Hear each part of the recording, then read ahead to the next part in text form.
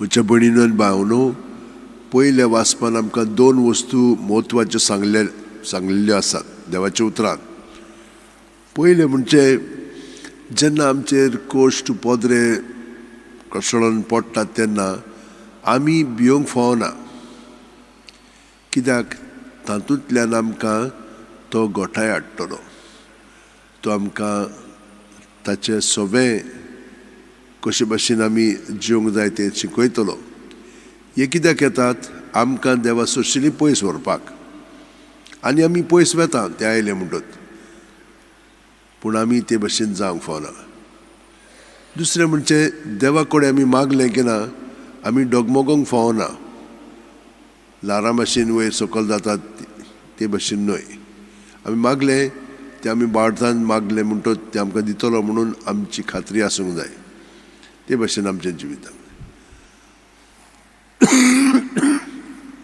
आतां जेजू ते म्हणटात तूं आमकां खुणां दाखय.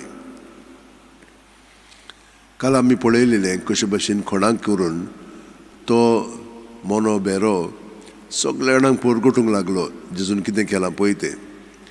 तांकां सांगतालो तुमी सांगिनाकात म्हणून.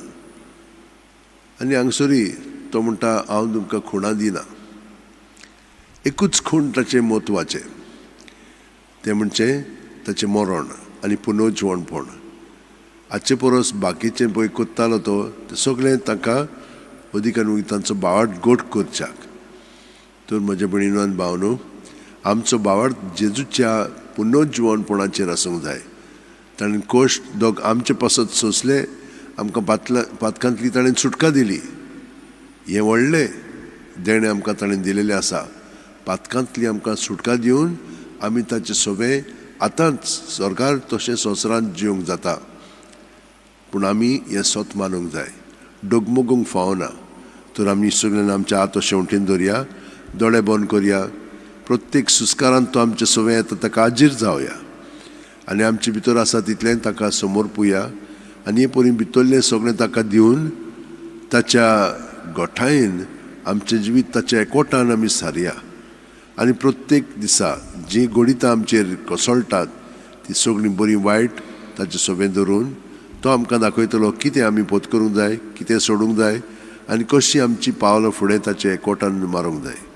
जेजू आर्गां आनी दिनवास तुका.